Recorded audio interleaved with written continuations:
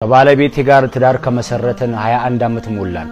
ባለቤቴ አንድ ራሴ እንድፈትሽበት ያደረገኝን ጥያቄ ያቀረበችልኝ 21 ዓመት ካንተ ጋር ስኖር አንድም ቀን ከእናት ጋር ለመዝናናት ስትወጣ አይቼህ አላውቅም። ዛሬ ማታ እናትህን ራት ምሽት ጋብዛትና አዝናናት አለችኝ። ውዷ ባለቤቴ ባቀረበችልኝ ሐሳብ ከመገረም በላይ መሰጠኝ። ተስማማሁኝ። እናም ወደ እናቴ ጋር ደወልኩላት። ማሚ ዛሬ ካንቺ ጋር ሽርሽር መውጣት ፈልጋለሁ አልኳት። በጣም ደስ አላት። ተስማማች። ወደ ማታ ተዘጋጅተሽ ጠብቂኝ አልኳት። በቀጠሮዬ ሰዓት ወደ እናቴ ጋር ሄድኩኝ። እናቴ በረንዳው ላይ ቆማ እየጠበቀችኝ ነበር። እናቴ ሁለመናዋ ተቀያይሯል።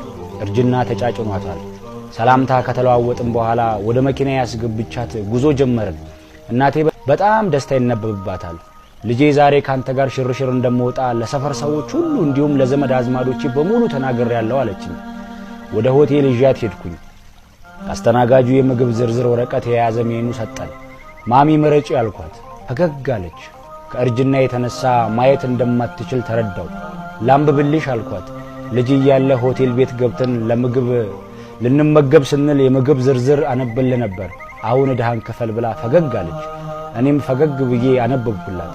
የለበሰችውን ልብስ ስመለከት ከ19 ዓመት በፊት የሞተው አባቴ ገዛላት የመጨረሻ ልብሷ እንደነበር አስታወስኩ።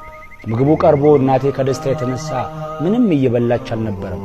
ከእናቴ ጋር ተዝናንተን ስናበቃ ይህ ምሽት እንዲደገም ፈልጌ እማ መቼ ተመልሼ ልምጣና ልውሰድሽ አልኳት። እንደዚህ ቀና፣ ነገር ግን እኔ ነኝ የምጋብዝ ከተስማማህና አለችኝ። ፈገግ አልኩኝ።